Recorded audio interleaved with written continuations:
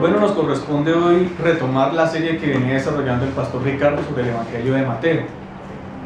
Venía él trabajando ya en el capítulo 6, expuesto de una manera muy especial cada una de las cláusulas que componen esa conocidísima oración que es el Padre Nuestro. Oración que allí en todo el programa de Mateo expresa una serie de enunciados que son muy importantes, no solo para comprender todo el Evangelio de Mateo, sino para comprender cuál es el significado que Mateo quiere transmitirnos acerca del reino de Dios. Esa oración del Padre Nuestro no fue dada, como el mismo contexto lo enseña, para ser repetida una y otra vez a manera de un rezo inconsciente o incluso supersticioso, sino que esta oración nos está haciendo una catequesis de lo que es el reino de Dios y a quién le pertenece y a quienes Dios llama a ser parte de él. También qué actitudes son características de aquellos que hacen parte de este reino. En septiembre de 1857, el barco estadounidense Central America tuvo un gran percance estando en alta mar. Vino un tremendo huracán cuando se dirigía de Panamá a Nueva York. Allí iban 500 pasajeros y un cargamento de 3 toneladas de oro en barras y monedas que se estima en $9 millones en la actualidad. 3 días se demoró este barco en hundirse por el tamaño que este tenía frente a las costas de Carolina del Sur, sin nada que poder hacer, mientras que la tripulación y los pasajeros pues luchaban en pan. Perecieron 450 personas aquel día, y algunos de los sobrevivientes a la tragedia comentaban acerca de haber visto saltar por la borda a pasajeros desesperados, pero les llamó la atención algo muy particular, y es que en este intento de estas personas para sobrevivir, al parecer, más que angustiados por preservar sus vidas, estaban angustiados o muy preocupados por tratar de llevarse la mayor cantidad de oro posible entre su ropa y sus bolsillos.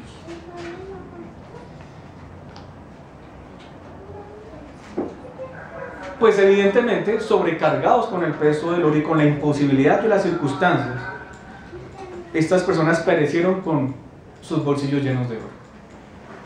Y esta fiebre del oro ha llevado a muchos a la búsqueda enloquecida del metal más precioso de la tierra, y sabemos que a través de la historia, muchas han sido las historias alrededor del mundo que giran en torno a la búsqueda del oro, a la búsqueda de tesoros. Sabemos que frecuentemente muchos que se han dado la tarea de ir en búsqueda de estos tesoros han pagado con sus vidas tal empeño. Nosotros no desconocemos la utilidad de los bienes o de las riquezas.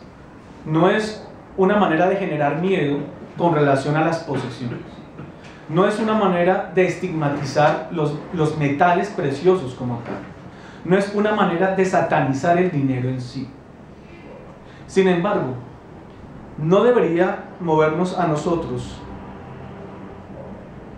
a invertir nuestras vidas en los tesoros terrenales, tanto como sí debería impulsarnos a entregar toda nuestra vida para buscar los tesoros celestiales que tenemos en Cristo Jesús.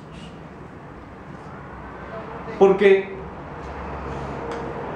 trabajar para acumular riquezas sin atesorar a Cristo puede llegar a conducirnos a aquello mismo que condujo a aquellos tripulantes del barco que en su lucha no se veía su interés por la vida en sí, sino por el oro que se podrían llevar.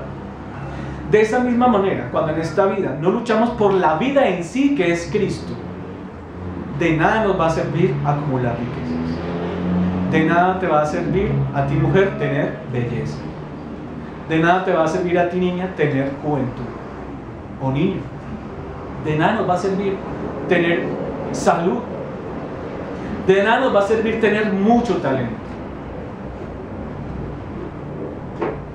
De nada nos va a servir encontrar acogimiento de parte de muchas personas, o aplausos, honores, glorias. De nada nos va a servir que los hombres nos reconozcan los méritos en la vida. El reino de Cristo es el único tesoro por el que vale la pena dar la vida entera. Porque dar la vida por ese tesoro no produce muerte ni desgracia. Si en esta vida necesitamos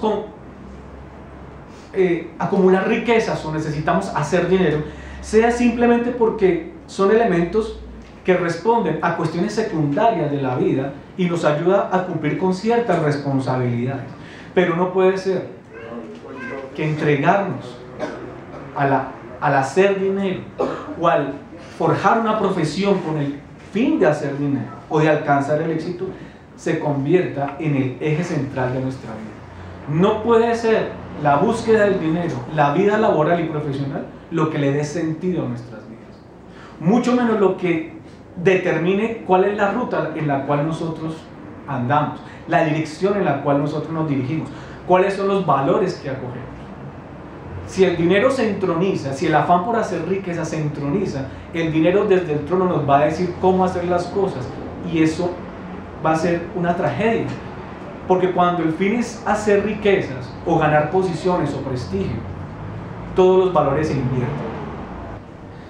Pero la fe que da Dios le otorga un sentido a la vida, en el sentido de que nos permite entender que hemos venido a este mundo para conocer a Cristo, para alcanzar salvación y para glorificar a Dios. Amados hermanos, la pasión por algún tesoro seguramente te va a demandar el invertirle toda tu vida.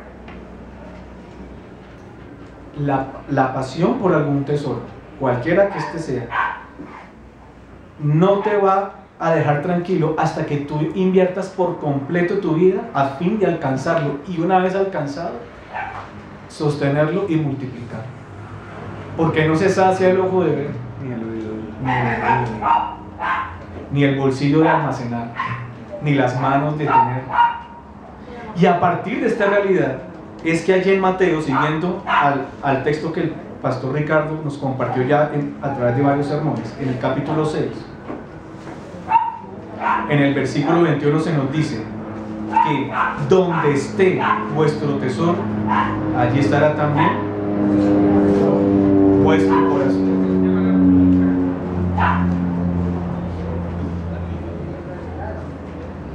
Y el corazón es el órgano más apasionado del hombre.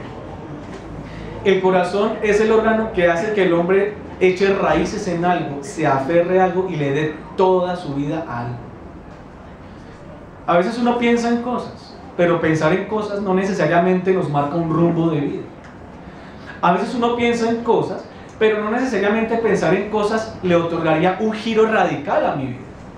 Pero todo lo que toque nuestro corazón, eso sí va a marcar nuestras vidas y va incluso a establecer giros radicales en nuestras vidas. Y es muy sabio entonces el texto allí al decir que en donde esté nuestro tesoro, allí estará también nuestro corazón. Y con ello se nos está exhortando a que dediquemos toda nuestra vida y esfuerzo, es decir, a que nuestro corazón se ilusione, se apasione, se comprometa a atesorar algo que el hombre sí necesita atesorar. Que nosotros nos aferremos urgentemente de algo que en verdad responde a una necesidad fundamental, y es el reino de Cristo. Atesorar el reino de Cristo es a lo que nosotros hemos venido a este mundo. Para que atesoremos el reino de Cristo fue que Dios se hizo hombre en la persona de Cristo. Para eso Dios levantó a los profetas. Para eso fueron elegidos los apóstoles. Para eso fue escrita la Biblia.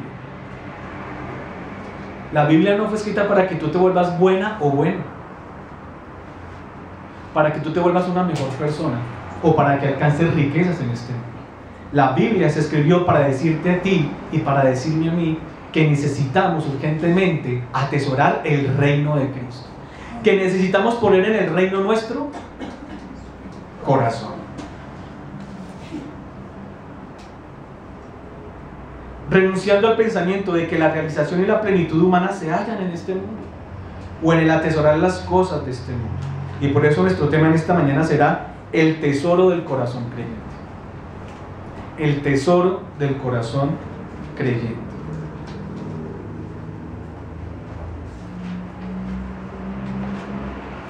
Y vamos a compartir sencillamente dos puntos. El primero: en la tierra los tesoros perecen. En la tierra los tesoros perecen. Y el segundo: en el cielo los tesoros son eternos. El tesoro del corazón creyente. Revisemos un poco el contexto en donde se halla la porción a partir de la cual vamos a trabajar el día de hoy. Estamos en el Sermón del Monte todavía. Recordemos todas esas enseñanzas que el pastor Ricardo nos venía transmitiendo sobre este sermón. Allí Jesús viene hablando a los discípulos. Es decir, este es un texto, y casi que se podría decir todo el Evangelio de Mateo es un discurso dirigido a creyentes. Uno diría que la evangelización es para los no creyentes, pero este texto está hablando a creyentes.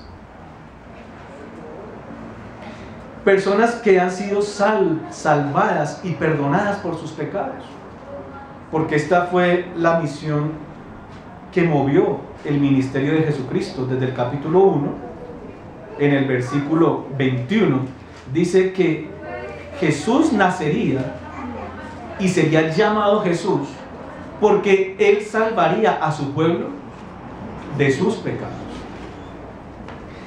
Y estos que han sido perdonados por sus pecados, estos que han sido salvos, estos que son creyentes, necesitamos consolidar día a día la membresía en el reino de Dios. Y Mateo es un evangelio que sí, predica a Cristo como Mesías, Salvador, pero haciendo también un énfasis muy importante en la importancia que tiene que los que hemos creído en Cristo nos afirmemos como miembros del reino de Dios, que nos aseguremos de hacer parte de esa membresía. Mateo hace un esfuerzo grande para consolidar al discípulo de Cristo, porque no basta creer, no basta decir sí, yo creo en Dios. Tú tienes que creer en Cristo o no vale tu fe. No basta creer en Dios, tú tienes que seguir a Cristo para que seas transformado a través de tu fe. Capítulo 5, versículo 20 dice: porque os digo que si vuestra justicia no fuere mayor que la de los escribas y fariseos, no entraréis en el reino de los cielos. Pero ¿cómo así? ¿Qué dice 5.1? Que Jesús le está hablando ¿a quién?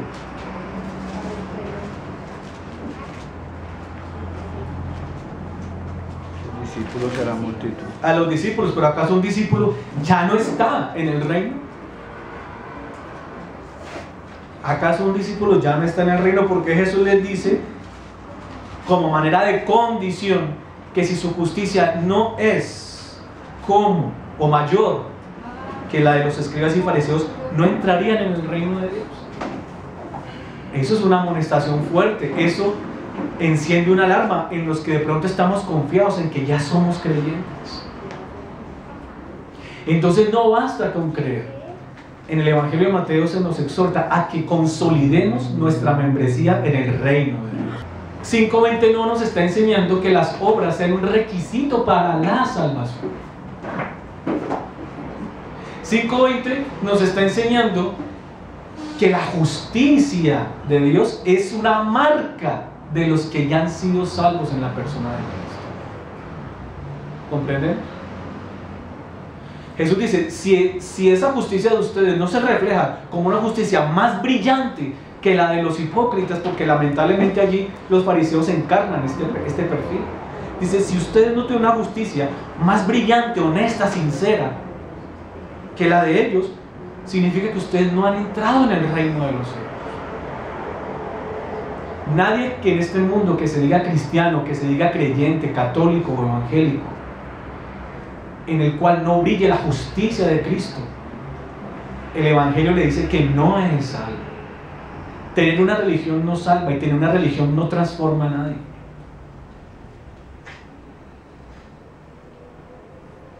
Y por eso la exhortación viene dirigida al vosotros. Vosotros en Mateo es un plural corporativo, que es la iglesia. Y a manera de conclusión, en esa sección el Señor dice: sed pues vosotros, allí en el versículo 48 del capítulo 5, dice: sed pues vosotros perfectos como vuestro Padre que está en los cielos es perfecto. Mire la demanda que hace el Señor. Bueno, un humanista en este mundo diría: pero nadie es perfecto. El hombre ha nacido bueno, pero la sociedad lo corrompe, ¿verdad? Y errar es humano, de tal manera que es legítimo errar. Bueno, errar sí es humano, pero es una consecuencia del pecado. Y esta perfección a la que apunta Jesús para su pueblo es una perfección entendida como, en el sentido de que cada vez que nosotros perseveramos en seguir las pisadas de Jesús, nos vamos conformando a la imagen de Cristo. ¿Ven? Y esto no será un propósito digno para vivir, ¿verdad? Decíamos en la introducción que las personas que murieron en el naufragio de aquel barco saltaron no para salvaguardar sus vidas, sino para poder llevarse todo el oro que pudieran a sus casas, porque el barco traía allí, ¿verdad?, un cargamento tremendo de oro. Y los testigos, y en aquellos días las noticias dieron testimonio de esto. Encontraron muchos cadáveres y dentro de la ropa lingotes de oro. Pues así pasa cuando saltamos a la vida solo por atesorar la vida sin atesorar a Cristo. Queremos hacer riquezas en este mundo, lo cual dije, no es que esté mal, pero está mal cuando las riquezas se convierten en el sentido y el eje central de nuestra vida, desplazando la búsqueda de Dios y la necesidad de reconocer que nosotros necesitamos un Salvador, y que una vez acogiendo ese Salvador, urge le entreguemos nuestra vida por entero. Esa vida entregada por ese tesoro sí da frutos de bendición. Y por eso esto nos demanda toda la vida, y nos tomará unos cuantos días encarnar los valores del reino de Dios, unos meses, unos años, toda la vida. Y por eso toda la vida debe ser invertida en esto. Es un tesoro por el que en verdad vale la pena morir para nacer en Cristo. En la siguiente sección, Jesús exhorta a los discípulos a que renuncien a hacer su propia justicia. La sección que está en capítulo 6, entre el 1 y el 18. ¿Y por qué se esmeraban en hacer su propia justicia? Ese 6.1. Porque ellos querían mostrarse ante los hombres para obtener el reconocimiento de los hombres. Y entonces el Señor les dice: si ustedes están buscando eso, ciertamente entonces ya tienen su recompensa. Fueron todos los hermanos que el pastor Ricardo explicó frente a eso. Pero ¿qué dice el versículo 18? Que nosotros no vivimos para mostrar a los hombres, sino ¿a quién? A nuestro Padre. Al Padre que está en los cielos. Es decir, en Mateo, el código del honor y la vergüenza sí se mantiene, pero no puesto en función de los hombres, sino en el sentido de que nuestra mayor motivación debe ser que Dios nos dé la honra, que Dios nos honre, porque dice que el Padre que ve en secreto nos recompensará. Y luego viene la sección en donde se encuentra nuestro texto. En ella se exhorta a no aferrarse para hacer riquezas terrenales, sino venir para hacer riquezas celestiales. Y esa sección va desde el 19 al 34. Toda esa sección, que ahí está dividida con varios subtítulos, por cuanto hay varias parábolas, enseñanzas, van orientadas a eso. Es decir, todo aquel que muere a este mundo para hacerse parte del pueblo de Dios está siendo redignificado en Cristo, está siendo resocializado en Cristo. Y esa es la invitación, porque en aquellos tiempos era un reto tremendo para la gente, y eso sí es fe. que tú te atrevas a obtener los señalamientos de este mundo para ir orgullosamente en pos de Jesús, eso es un reto de fe.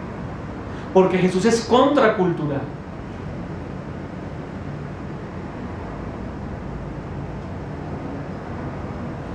Y también en aquel texto en donde se habla del afán y la ansiedad, en el versículo 25 en adelante, ahí en torno a las riquezas, pero en el sentido de que no tenemos por qué angustiarnos, afanarnos, en el sentido de cómo nos vamos a vestir y qué vamos a comer. Entonces, por un lado, la renuncia a los honores públicos, siendo vituperados e insultados por seguir a Jesús, sino que también Jesús nos invita a vencer el miedo, de darle más lugar a la búsqueda del sostenimiento material que a la búsqueda de Cristo. Porque si bien es cierto, la Biblia nos manda a trabajar, ese trabajo es el medio bíblico para obtener dinero, no es las pirámides, ni las loterías, ni nada de eso. Es el trabajo, pero no el trabajo convertido en un ídolo. Y por eso no se afanen por eso, el Señor les va a proveer. Más bien preocúpense por buscar el reino y la justicia, ¿verdad? Entonces miren que el texto no habla de materialismo, ni simplemente de que es inconveniente amar las riquezas. El texto muestra el valor del reino que nos ha sido dado en Cristo Jesús.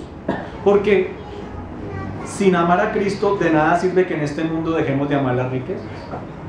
Puede haber gente incrédula en este mundo que no tenga a las riquezas como un ídolo, puede ser. Pero el texto es un llamado a que nos conformemos y nos consolidemos como discípulos de Cristo y miembros del reino de Dios. 5:45 dice, ¿para qué? 5:45 dice, es decir, con el fin de. ¿Sí notan allí? ¿Para qué? ¿Para qué? Para que seáis hijos de vuestro Padre que está en los cielos. Ese es el tesoro que hay que abrazar. Porque en donde esté vuestro tesoro, ahí estará también vuestro corazón. Por eso el tema que nos ocupa hoy es el tesoro del corazón creyente. Y con base en esto, entonces, vamos a ver los dos puntos que hemos mencionado. En primer lugar, en la tierra los tesoros perecen. Versículo 19 del capítulo 6. No os hagáis tesoros en la tierra. Ya queda claro que el Señor no está reprendiendo el hacer tesoros en sí. No está diciendo que sea malo ganar dinero o incluso ser rico. La Biblia no condena ser millonario. Dice, no os hagáis tesoros en la tierra, pero sí advierte algo. ¿Qué pasa en la tierra que pone en amenaza a los tesoros materiales? Que la polilla y el orín corrompen, y los ladrones minan y hurtan. Hacer, dice, no os hagáis. Hacer es un verbo muy importante en la Biblia y en la vida, porque hacer es un verbo que nos remite a la responsabilidad, a luchar contra la pereza y la mediocridad, a trabajar duramente en esta vida y a hacer mucho dinero incluso, ¿sí? Pero no con los ojos puestos en el dinero. Hacer es un verbo que describe muy bien la capacidad que le ha sido dada al hombre para proyectar y para construir. El hombre es un ser creado es un co-creador, se podría decir. Sin embargo, es característico del hombre el haber sido hecho para una vida que va más allá del disfrute de las cosas temporales. Ese es el detalle que se pasa por alto en el mundo. Que el hombre en este mundo vive solo cuando hemos sido creados para cosas más trascendentales, más sublimes. Y por ello, el centro de nuestro hacer no debe ser principalmente construir una vida en este mundo, aunque seamos responsables de la vida que construimos en este mundo. Porque Dios también demanda responsabilidades terrenales, civiles, laborales, políticas, científicas. Porque para eso nos fueron dados los dones y los talentos, incluso culturales. Pero persistir en un proyecto de vida centrado en la vida en este mundo es, según la Biblia, necedad, además de idolatría. En el Evangelio según San Lucas, en el pasaje paralelo, en el capítulo 12, recordemos que en la tierra los tesoros Perece. En el Evangelio según San Lucas, capítulo 12, versículos 16 al 21, se habla de un hombre, en una parábola, que vivía fundamentalmente para su comodidad en este mundo. Su proyecto de vida era el sentido de su vida. Vivía en función de hacer, de amontonar y de guardar riquezas. Dice 12:17. Y él pensaba dentro de sí diciendo, Lucas 12:17, ¿qué haré? Porque no tengo dónde guardar mis frutos. Pero ¿para qué quería guardar los frutos? Porque la Biblia también habla de que el ahorro es una decisión sabia. Ahorrar es bueno, es importante, es necesario, incluso un deber, pero no con el fin de tener lo suficiente para vivir, compartir y glorificar a Dios, contribuyendo en la extensión del reino, sino pensando en que al asegurar riquezas aseguraba su bien, su paz y su gozo. Dice el versículo 19, y diré a mi alma, alma, muchos bienes tienes, guárdalos para muchos años, repósate, come, bebe, regocíjate.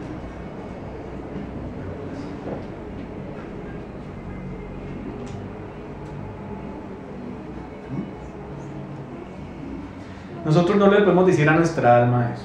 Nosotros podemos decir, ay, qué rico que ya estoy pensionado, puedo descansar y puedo gozar de muchas cosas que tal vez nunca disfruté por tanto trabajo. Pero eso tiene que ser una añadidura en la vida. El sentido fundamental de la vida, e incluso de las riquezas, es el reino de Dios. Como vamos a ver. Entonces, la crítica de Jesús al abuso de la riqueza se basa en el poder absorbente que la riqueza tiene, amados hermanos. Miren, la riqueza tiene un poder absorbente. 10 pesos tienen un poder absorbente. 100 pesos, 1000 pesos, 2000 pesos tienen un poder muy absorbente. Hay personas que pueden arriesgar su vida a una avenida para recoger una moneda.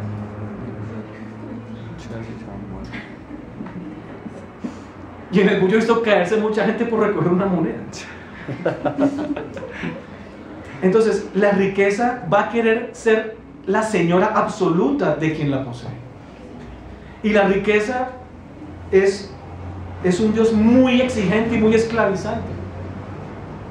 Por eso Jesús pone en guardia sobre la salvación del rico, no porque sea rico, sino por la actitud que él tiene frente a las riquezas. Porque solo vive en función de la riqueza, despreocupado del amor a Dios y del amor al prójimo. Y por eso se requiere un verdadero milagro para que ustedes y yo podamos ser salvos. Hoy en día la gente enseña que ser cristiano es aceptar una propuesta. Conviértase, venga, vaya a la iglesia, reciba a Cristo. Pero si la salvación dependiera de mi decisión por Dios, nosotros nunca seríamos salvos. ¿Por qué? ¿Para qué voy a creer en Cristo? Y más aún cuando esos métodos equivocados de evangelización le dicen a la gente, oye, ¿sabías que Dios te ama? Ah, chévere. Si Dios me ama, entonces estoy sobrado, estoy hecho en esta vida. Yo también me amo. Entonces, si Dios me ama, ¿para qué yo necesito ser cristiano? Entonces, ¿qué le dicen? Pues para que a usted le vaya bien en esta vida. Ese es un evangelio falso. Nosotros no nos convertimos en cristianos para que nos vaya bien en este mundo, sino porque nos iría muy mal con Dios si morimos sin que nuestros pecados sean perdonados y sin tener un Salvador. Entonces la crítica de Jesús no es con relación a la riqueza, sino a esa actitud de caer en un ateísmo práctico por idolatrar las cosas en este mundo. Y por eso se requiere un milagro de salvación para que nosotros pensamos o podamos ser liberados de la esclavitud a esta vida y poder amar la vida que nos viene en Cristo Jesús. Allí en Lucas, en el capítulo 18, versículo 25, dice, porque es más fácil pasar un camello por el ojo de una aguja que entrar un rico en el reino de Dios. Es en ese sentido. No es porque el Señor odie las riquezas, sino porque está tan aferrado el rico a las riquezas que es casi que imposible que al mostrársele el tesoro celestial lo desprecie inmediatamente. Como aquel joven, ¿verdad?, que tenía muchas riquezas, cuando Jesús le dice déjalo todo y sígueme, se fue muy triste porque poseía muchas cosas. Dijo, uy, no, mucho nivel ya. No, hasta allá sí tampoco, yo no soy fanático. Yo no soy tan fanático. Pero el asunto no es de fanatismo, es que el asunto es de apegos, es de sentimientos, de afectos. La renuncia a este mundo no es una renuncia como hacía San Francisco de Asís, pobreza por pobreza, no. La renuncia es porque tenemos que vencer un enemigo muy grande, es el amor, el apego a este mundo. Es que manteniendo el apego a este mundo yo no puedo ser discípulo de Cristo. Ahora, si yo soy rico, pero para mí la riqueza es absolutamente secundaria y mi mayor pasión es Cristo, a ese las riquezas sí le van a rendir y le van a lucir.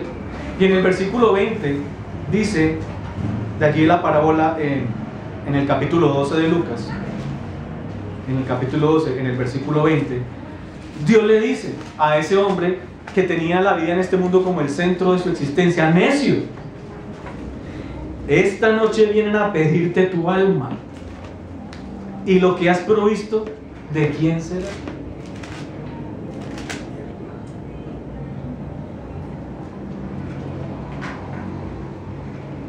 Así es el que hace para sí tesoro y no es rico para con Dios, dice el versículo 20. En Lucas, no vale la pena derramar la vida por entero para hacer riquezas, porque nuestra vida aquí nada es. Hoy estamos, tal vez mañana. Hoy tenemos, tal vez mañana. En Lucas, no vale la pena derramar la vida para hacer riquezas, porque nuestra vida aquí no es nada. En Mateo, no vale la pena porque aquí nada perdura. En Lucas el sentido tiene su matiz y en Mateo tiene su matiz. En Lucas el matiz es que la vida aquí se va así de fácil, y en Mateo las cosas aquí se van así de fácil. Puede que permanezcan, como puede. De todas formas, la polilla y el orín corrompen y los ladrones minan. Job, al meditar sobre su situación, llegó a pensar que posiblemente antes de amar a su Dios, porque él, a través de un propósito de Dios, Job, que era un hombre muy próspero, pero dice la Biblia también que muy piadoso, ¿cierto? Job lo perdió todo y cayó en una desgracia terrible. Y cuando Job comenzó a meditar, ¿pero por qué? ¿Sería que maté a un cura? ¿Por qué me ha pasado esto? Y dentro de las cavilaciones que hizo, llegó a pensar que posiblemente él, antes de amar a su Dios, se había entregado al amor a las riquezas. Entonces mire que él dijo: si esto me pasa por ser rico. No, el texto no dice eso. El texto no dijo: esto me pasa por ser rico. Él dijo: ¿será que yo amé más las riquezas que al Señor? Job 31, versículos 24 al 28. Job 31, 24 al 28. Dice: si puse en el oro mi esperanza y dije al oro, mi confianza eres tú. ¿Sí notan? Miren, ¿cómo será la idolatría de las riquezas? Que el hombre personifica las riquezas, es decir, las ve como un ser vivo. Dice: si puse en el oro mi esperanza y dije al oro, mi confianza eres tú. Si me alegré de que mis riquezas se multiplicasen y de que mi mano hallase mucho. Si he mirado al sol cuando resplandecía o a la luna cuando iba hermosa, es decir, también idolatrar la belleza de este mundo, tanto la de la naturaleza como la de las personas mismas. Y mi corazón, versículo 27, se engañó en secreto y mi boca besó mi mano, que es una manera semítica de decir cuán próspero me has hecho, ¿cierto?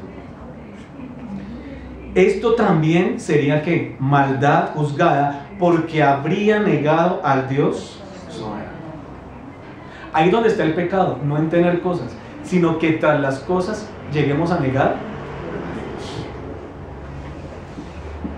Tristemente, yo he dicho aquí muchas veces que la prosperidad en Europa se debió en gran manera al despertar evangélico de la Reforma Protestante. Cuando se empezó a leer la Biblia y la doctrina cristiana comenzó a permear las estructuras sociales, se produjeron transformaciones sociales tan sorprendentes que se vieron reflejadas incluso en la prosperidad tremenda de estas naciones. El evangelio que llegó a Norteamérica, es decir, por los misioneros europeos, ingleses particularmente, instalaron estos principios, y la constitución política norteamericana y mucho de la ética norteamericana trajo también gran prosperidad debido a que inicialmente eran principios cristianos lo que movía estas economías y políticas. Pero ¿saben qué pasó? Esas naciones se embriagaron de poder, se embriagaron de dinero, de avaricia. Y hoy en día muchas naciones que en Europa fueron grandes ejemplos de prosperidad espiritual y material, hoy en día son grandes centros de degradación, grandes centros de degradación moral, porque a través de las generaciones se olvidaron de enseñar el temor de Dios y cayeron en un ateísmo profundo.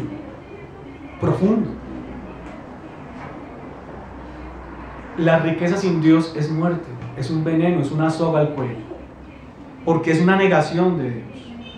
Dice él, habría negado al Dios soberano. Aún la religión celebrada con fines exclusivamente materialistas es pecado. Esos brasileños que salen por Canal 1, o todos los brujos y hechiceros, todos están siempre promocionando una vida mejor en este mundo. Es una mercadería de la fe, explotando la necesidad de la gente. Todos esos pastores que le dicen a la gente que se le va a multiplicar el dinero si pactan o si siembran, o que la razón por la cual celebran cultos es hacer campañas de milagros, de prodigios. Eso es una religión demoníaca, porque no está enseñando la verdad. Y no solo eso, sino que desvía a la gente de la única esperanza que tiene de encontrar salvación, porque la iglesia fue puesta en este mundo para hablar de Cristo, de que tú y yo necesitamos un salvador, no dinero. Entonces, una religión celebrada solo por fines materialistas, para que me vaya bien, de carácter supersticioso, es pecado y es impiedad. Ya lo dice el profeta Isaías en el capítulo 58, 3 al 4. ¿Por qué dicen ayunamos y no hiciste caso? Humillamos nuestras almas y no te diste por entendido. He aquí que en el día de vuestro ayuno buscáis vuestro propio gusto y oprimís a todos vuestros trabajadores. Es decir, eran personas que decían tener una religión, pero eran terriblemente materialistas. Y tenían una religión para que les fuera bien. He aquí que para contiendas y debates ayunáis, y para herir con el puño inicuamente. No ayunéis como hoy, para que vuestra voz sea oída en lo alto. Si tengan una religión, pero no de esa forma. Hay gente que paga promesas, sube a Monserrate, hace peregrinaciones solo para que Dios o les haga un milagro o les mejore la vida económica. Es tremendo. Aferrarse a las riquezas que perecen mientras que despreciamos al Señor eterno es condenarse a morir con los bolsillos llenos de oro, como le pasó a los tripulantes del barco que naufragó aquella vez. Aferrarse a las riquezas que perecen mientras que despreciamos al Señor eterno es condenarse a morir con los bolsillos llenos de oro. Y esto es una terrible locura, eso es un suicidio espiritual. Es por esto que los verdaderos millonarios son los del cielo y no los de la tierra. Entonces, en primer lugar, en la tierra los tesoros perecen. En segundo lugar, en el cielo los tesoros son eternos. En el cielo los tesoros son eternos. 6:20. Si no haceos, miren que el verbo hacer está en los dos sentidos, en el 19 y en el 20. Haceos tesoros en el cielo. Hay un contraste en la manera de enseñar judía, es un paralelismo antitético se llama, que pone un elemento contrario al otro. Entonces, a diferencia de lo que dice en el versículo 19, en el versículo 20 dice que en el cielo ni la polilla ni el orín corrompen. Y a diferencia del versículo 19, allá los ladrones no minan ni hurtan. Saber que podemos hacer tesoros en el cielo es un gran estímulo para la fe, entonces. Eso sí le va a otorgar una verdadera motivación al vivir y al ser un hombre de fe o una mujer de fe. Lo que en Dios construimos no perecerá jamás y nadie nos lo podrá arrebatar. Allá no hay ladrones que minen ni hurten, ni personas avaras que te estén buscando por lo que tienes. Como veíamos en el texto de la primera carta de Pedro, en el capítulo 1, versículo 1 al 4, La herencia que recibimos en Cristo es incorruptible. ¿Qué significa? Que no se puede perder. Es incontaminada. ¿Qué significa? Que no se puede deteriorar. Es inmarcesible, que no se puede menguar ni marchitar. Dice, está reservada. Uno en esta vida puede que tenga, puede, pero el tesoro celestial, dice, por el acto del decreto eterno de Dios, ya está reservada, es decir, que es totalmente segura. Y miren, es en el cielo, el lugar más deleitoso en donde todo se disfruta de verdad. ¿Cuánta gente no tiene cosas en esta tierra que no las puede disfrutar? Porque la vida en este mundo es muy amarga. Es difícil, está llena de obstáculos, de amenazas. En esas series, tal vez si algo bueno queda de los narcotraficantes que han pasado por televisión, es ver esa terrible vida que ellos tenían, escondiéndose a toda hora, rodeados de decenas de hombres armados hasta los dientes, escondiéndose en todo lugar, huyendo de un lado para otro, con el único consuelo de degradarse moralmente, con whisky, con mujeres, con vicio. ¿Cuántos militares y policías no disfrutaron más esos dineros que ellos mismos? ¿O cuánto campesino desprevenido por ahí se puede encontrar un bulto lleno de dólares o de dinero? ¿O cuántos no terminaron dándolo todo para sobornar políticos, militares, jueces? Y dejar a su familia realmente en la ruina, como prácticamente sucedió con la familia de Pablo Escobar. Como ¿Cierto? la fama. Y con un apellido enlodado, con una fama terrible. En este mundo no. Pero en el cielo es el único lugar, y el cielo ya empieza aquí para nosotros. Cuando en Mateo se nos dice que nos hagamos parte del reino, empezamos a deleitarnos de la riqueza que es Cristo Jesús, porque es una riqueza que de verdad se disfruta por el bien que Dios le provee a su pueblo.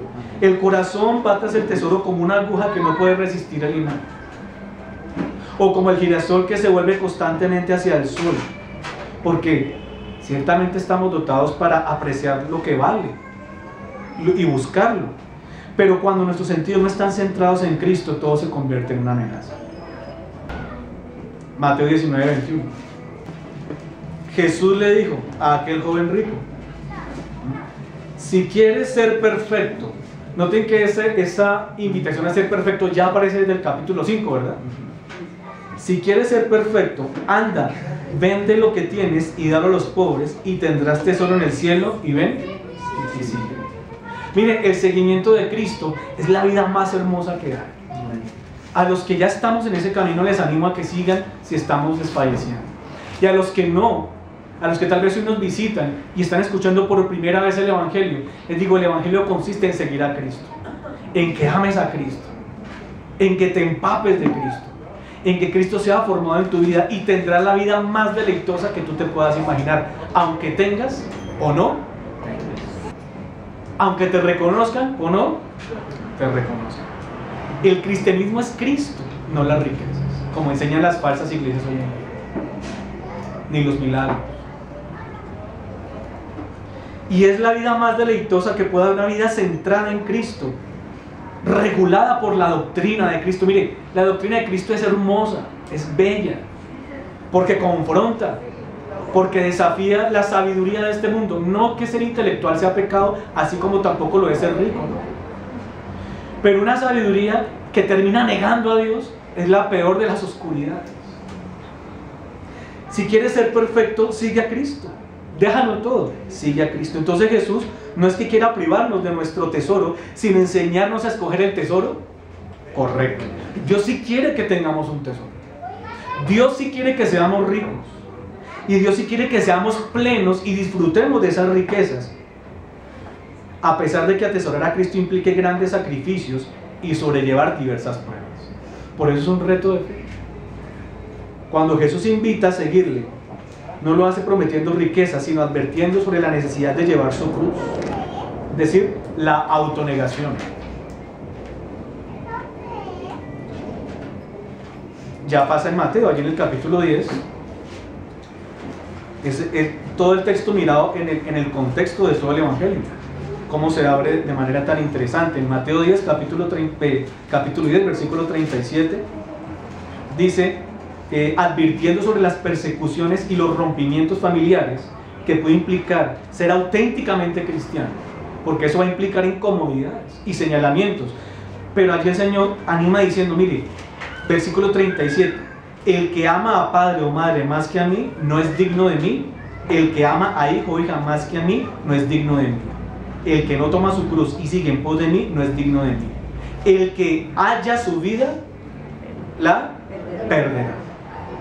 El que pierde su vida por causa de mí, la hallará. Son paradojas bíblicas que desafían la fe del hombre. El apego a las riquezas.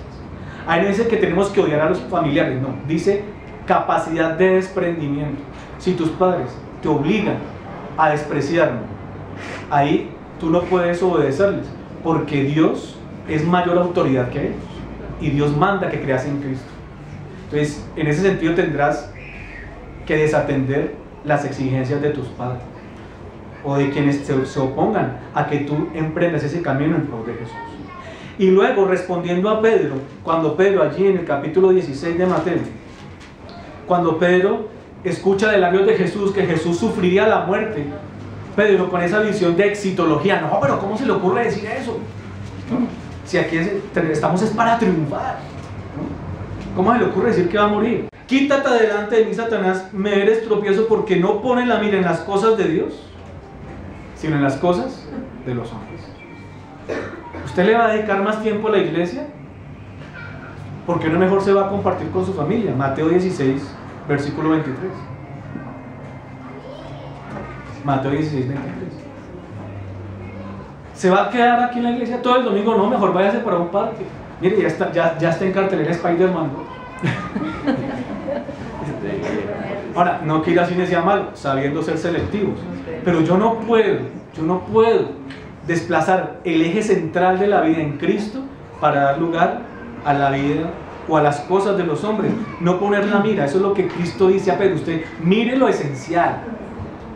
Entonces le dice Jesús a sus discípulos en el 24, si alguno quiere venir en pos de mí, la autonegación, ¿verdad? Niéguese a sí mismo, tome su cruz y sígame, porque todo el que quiera salvar la vida, vuelve y dice, la perderá. Y todo aquel que pierda su vida por causa de mí, la perderá. Entonces la gente dice, uy, no, otra vez mucho nivel, ¿cierto? No me pida eso, yo no soy tan fanático. Entonces eso, bueno, quiero seguir intentando persuadirlo. Dice, miren, versículo 26. ¿Qué aprovechará al hombre si ganare todo el mundo y perdiere su alma?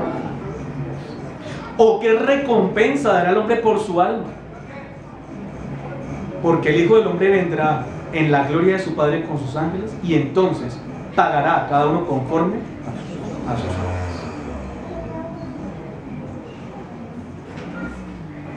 Esta leve tribulación, dice el apóstol Pablo en la segunda carta a los Corintios, capítulo 4, versículo 17. Le dice Pablo consolando a una iglesia que asumió el reto de seguir a Cristo, acarreándose pruebas, dificultades y señalamientos. Pablo les dice allí en 2 Corintios 4, 17, esta leve tribulación momentánea produce en vosotros un cada vez más excelente y eterno peso de gloria. En el versículo 18 dice, no mirando nosotros las cosas que se ven, sino las que no se ven, porque las cosas que se ven son temporales, pero las que no se ven son eternas. ¿Cuál es nuestro segundo punto? Que los tesoros en el cielo son eternos. Y en Romanos 8:18 nos dice que es cierto que las aflicciones del tiempo presente no son comparables con la gloria venidera que en nosotros ha de manifestarse. Porque la misma creación, dice el versículo 19, espera la herencia de los hijos de Dios, imperecedera. Y la creación misma fue sujetada a la caída, a la muerte, a la vanidad, no por su propia voluntad, sino para que la esperanza que Cristo iba a mostrar de parte del Padre para esta humanidad brillara con suma gloria. Para que tú veas más esa esperanza de gloria venidera, porque un día Cristo vendrá por segunda vez y vencerá definitivamente la muerte, el pecado y el mal. será llevada a su iglesia, esa gloria maravillosa, totalmente liberados de las aflicciones aún presentes en este mundo. Y la misma creación, dice Romanos 8:21, será libertada de la esclavitud de corrupción a la libertad gloriosa de los hijos. 6:21, ¿no? Mateo. Porque donde esté vuestro corazón, vuestro tesoro, allí estará también vuestro corazón. Entonces se nos invita el órgano más comprometido de la vida del ser humano, el órgano que determina los apegos, las decisiones, el perfil de nuestra vida en este mundo. Dios quiere el corazón. Desde el corazón mismo tú tienes que redirigir tu vida ahora mismo. Vale la pena que lo entreguemos todo para afirmarnos en el reino de Cristo. Mateo 13:44. Además, y les invito a que estemos en pie para leer este texto.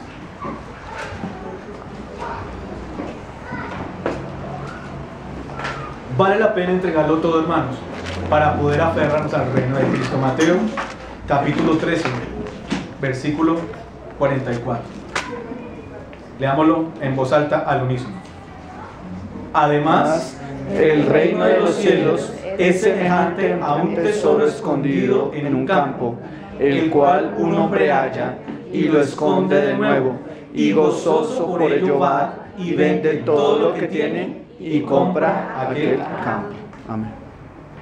Si hoy tú entregas tu vida a Cristo, estarás adquiriendo el mayor tesoro que tú puedas recibir en tu vida. Amén.